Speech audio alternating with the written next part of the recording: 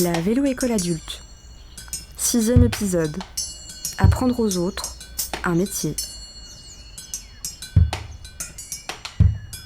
Depuis quelques années, les vélo-écoles en France gagnent en popularité. Grâce à un bouche à oreille fulgurant, ces espaces sont désormais des lieux d'apprentissage de prédilection.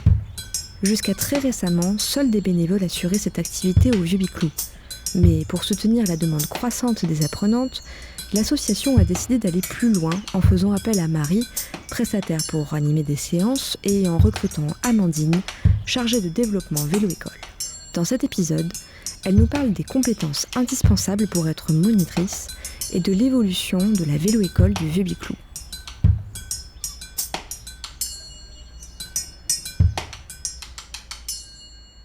Je dirais que ce qui est difficile, c'est de gérer l'échec, parce que certaines veulent aller trop vite. L'effet de groupe va faire qu'il y en a qui vont pédaler plus tôt que les autres, forcément, de par leur passé, de par leur histoire aussi avec le vélo, ou leurs conditions physiques peut-être. Et donc j'ai des élèves qui voient les autres, et puis elles n'y arrivent pas, et donc elles s'impatientent, elles disent allez, hein, mais c'est pas pour moi, non, mais...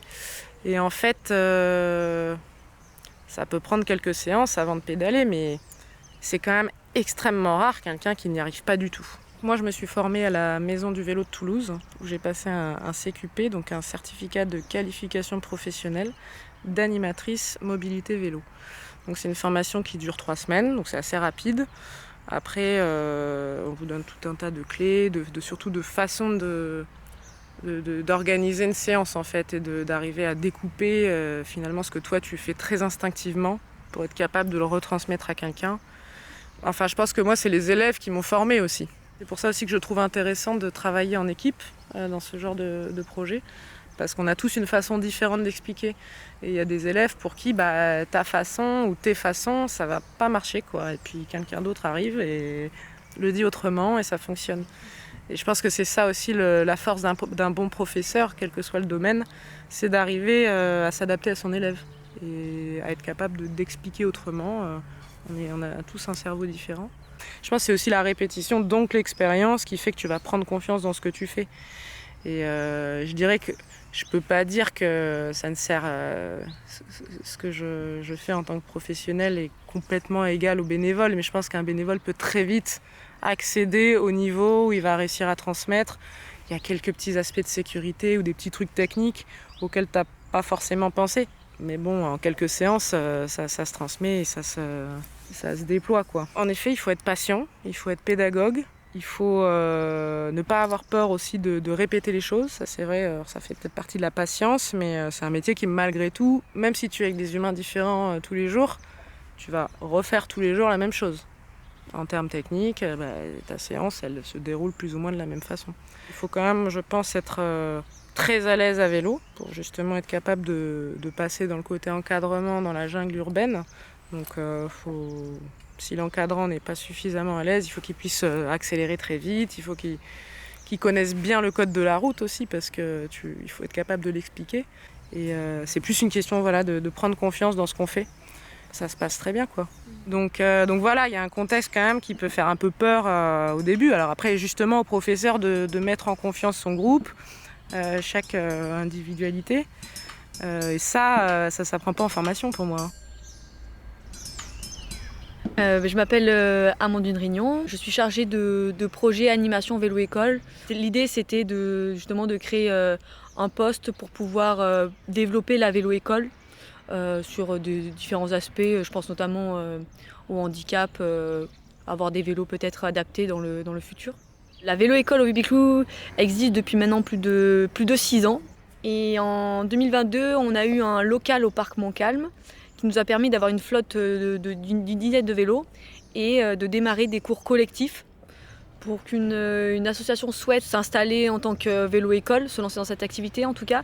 Je conseillerais d'avoir un espace adapté, un parc ou un parking qui puisse être à l'abri à la fois du regard un peu des autres, parce que c'est difficile parfois pour certaines élèves de venir par peur un peu de honte et d'être vu par les autres. Et pour la pratique du vélo, encore une fois, une légère pente. C'est très utile, il faut y penser.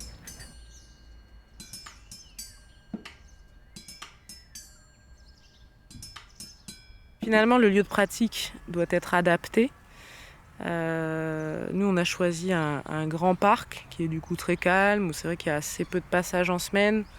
Et j'ai l'impression, moi, que c'est important ça, que les élèves se sentent pas observés. Moi, je pense que ce qui peut être intéressant déjà, c'est de se rapprocher des assos pro-vélo qui existent dans sa ville ou autour de chez soi, et qui pourront orienter, ou s'il existe des vélos-écoles sur place, ou peut-être même s'il n'en existe pas et que plein de gens sollicitent des assos pro-vélo, les assos pourraient se dire en fait il y a une vraie demande, est-ce qu'il ne faudrait pas qu'on se mette en route pour monter une vélo-école ?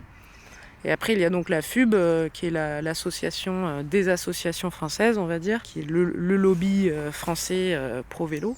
Une bonne connaissance de toutes les vélo-écoles existantes en France et qui se développe énormément depuis quelques années.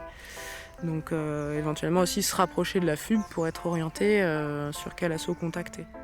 Ce qui serait, dans mon idéal, ça serait que les élèves deviennent elles-mêmes des animateurs, animatrices, et que nous, les premiers, on va dire, bénévoles, arrivent à s'effacer pour laisser la place aux autres en fait. Et créer d'autres vélo-écoles dans la ville de Montpellier par exemple, mais que ce ne soit pas géré par le Fubiclou, que ce soit géré par des habitants et habitantes par exemple. On a 2 personnes qui étaient anciennement élèves et qui sont devenues bénévoles.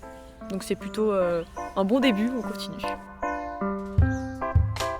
Si vous souhaitez vous former en tant qu'animatrice mobilité vélo, vous pouvez retrouver tous les organismes de formation sur le site internet de la Fédération des usagers de la bicyclette. À Montpellier, l'association du Bonheur à vélo propose des formations adaptées à différents besoins. Si vous avez aimé cet épisode, n'hésitez pas à vous abonner au podcast et à le diffuser autour de vous. À bientôt pour le prochain épisode.